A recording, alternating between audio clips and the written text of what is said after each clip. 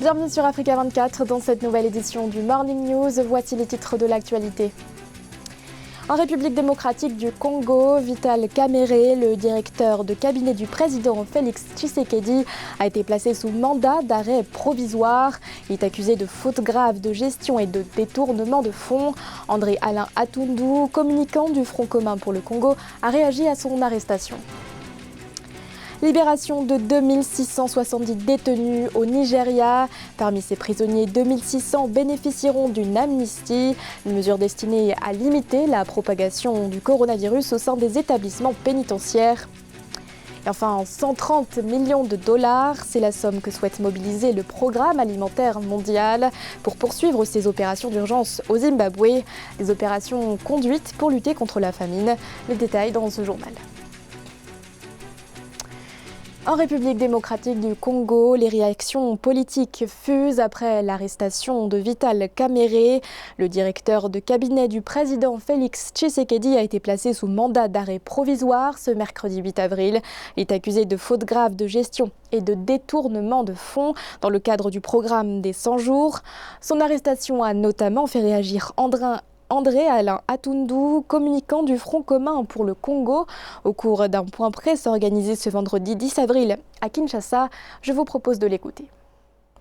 Évidemment, l'arrestation d'un personnage aussi important suscite fantasme, même élucubration, dans un camp comme dans un autre. Eh bien, je voudrais rappeler, comme je le fais chaque fois, que la coalition FCC-Cash n'est pas un syndicat de crime pour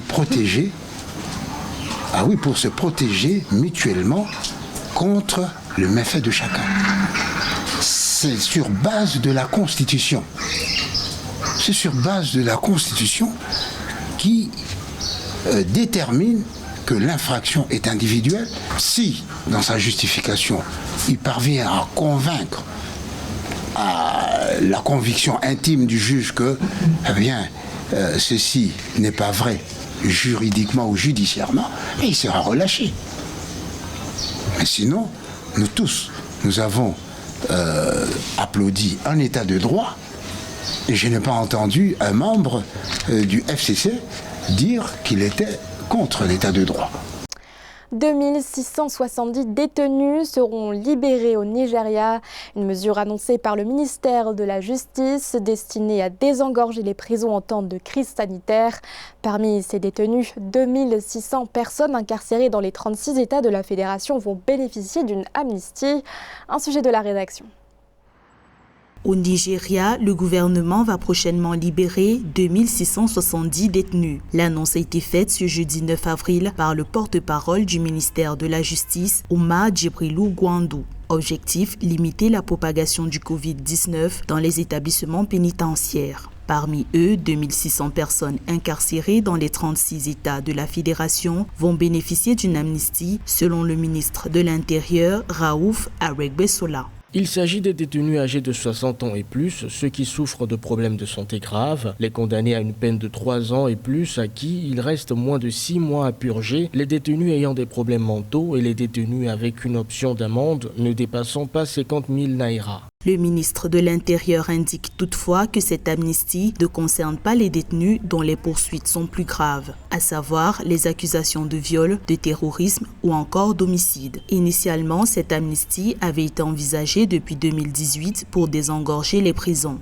Au Nigeria, le système carcéral est considéré comme très vulnérable. 70% des détenus n'ont pas été condamnés. Au total, plus de 50 000 détenus sont en attente d'être jugés. À partir du moment où la mesure ne concerne que la population qui, elle, est condamnée, il va sans le dire que les 50 000 qui sont encore dans un statut de prévenu ne sont pas concernés par cette mesure. Et à ce moment-là, ça pose un problème quant à la célérité du système judiciaire à gérer les cas, tout en essayant de gérer la nécessaire humanisation qui est obligée. Les dossiers de 2600 amnistiés vont être transmis aux gouverneurs des régions dans lesquelles ils sont incarcérés. Leur libération est prévue dans les semaines à venir. Au Sénégal, le gouvernement lance un service d'information dédié au coronavirus sur l'application WhatsApp intitulée Docteur Covid. La plateforme est un service de chatbot. Il permettra aux Sénégalais d'obtenir auprès du ministère de la Santé des réponses à leurs questions en lien avec le coronavirus, et ce 24 heures sur 24. Le service permettra également de lutter contre les fausses informations liées à la pandémie. L'agence gabonaise de normalisation va mettre en place un comité pour superviser la production de masques chirurgicaux. Objectif, mettre en place des normes pour éviter les contaminations. Si le prix de ces masques n'a pas encore été révélé, un bon nombre de Gabonais réclament sa gratuité. Nathalie Mo. On a besoin de masques au Gabon, mais pas n'importe lesquels. Un comité d'experts piloté par l'Agence nationale de la normalisation travaille à homologuer la fabrication locale des masques de protection contre le coronavirus. Au sortir de ces concertations, un document qui définit les qualités d'un bon masque seront rendus publics. Au moment de coudre, on doit doubler le tissu pour avoir une bonne épaisseur. C'est effectivement les masques recyclables, changés toutes les 4 heures. Si possible.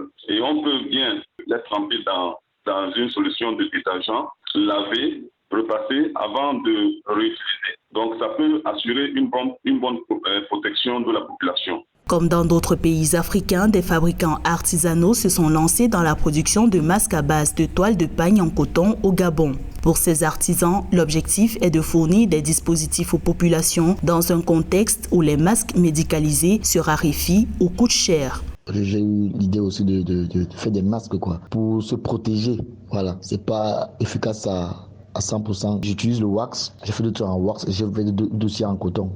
Je double avec du coton très souple à l'intérieur pour absorber. Après la normalisation de la fabrication des masques, l'Agence nationale de la normalisation du Gabon entend faciliter leur distribution à des coûts abordables. Notons que le port obligatoire du masque dans les lieux publics n'est pas encore généralisé au Gabon de façon contraignante. Le Programme alimentaire mondial souhaite mobiliser 130 millions de dollars pour poursuivre ses opérations d'urgence au Zimbabwe. Des opérations qui doivent être menées jusqu'à août prochain pour lutter contre la famine. Selon le PAM, la sécheresse et le cyclone de 2019 ont déjà plongé 7,7 millions de personnes, soit la moitié de la population en situation d'assistance alimentaire. Philomène Tine.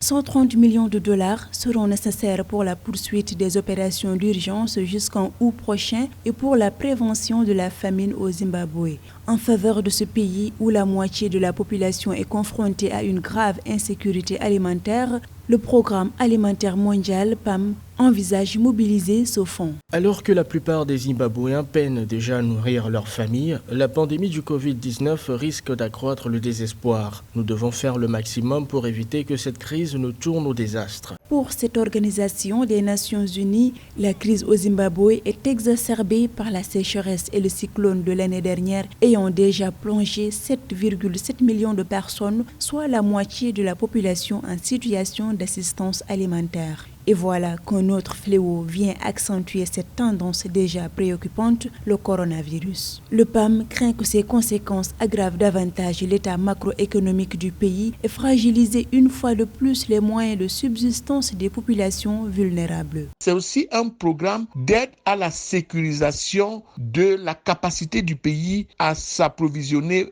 en denrées de première nécessité sur le plan agricole. Il faut bien que le pays mette en place des mesures résilientes pour que les populations qui ont bénéficié des terres puissent utiliser la production de ces terres pour lutter de façon durable contre la famine. Mais l'un des problèmes les plus importants aussi que le Zimbabwe devrait profiter pour arranger en même temps, c'est tout l'aspect de gestion de l'eau. Le Zimbabwe a recensé 11 cas de contamination au Covid-19 et 3 décès selon le bilan officiel du 9 avril.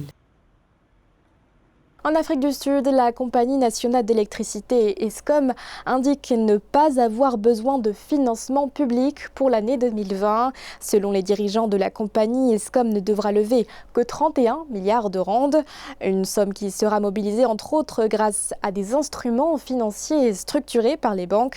Zahra Mohamed Moutiou et Ange Bijou-Nomenyo.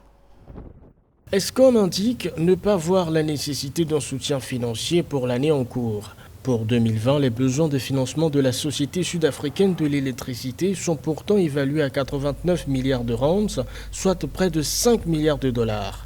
Face à leurs investisseurs, les dirigeants d'Eskom ont justifié cette nouvelle option. En comptant les 56 milliards de renflouement alloués par l'État pour cette année, l'équipe dirigeante de l'Eskom estime qu'elle ne devra lever que 31 milliards de rands. À cette étape, elle n'a plus besoin de solliciter l'appui du gouvernement. La compagnie compte sur les institutions financières qui pourraient assurer jusqu'à 40% des financements.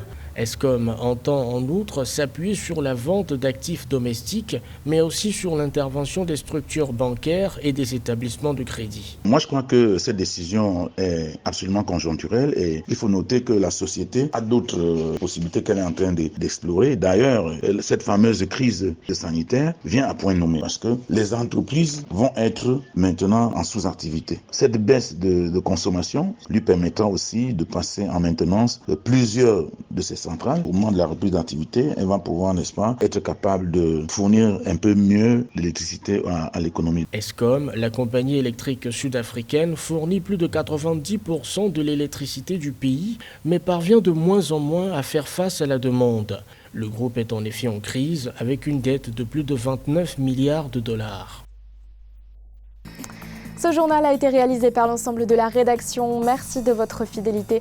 L'actualité continue sur Africa 24.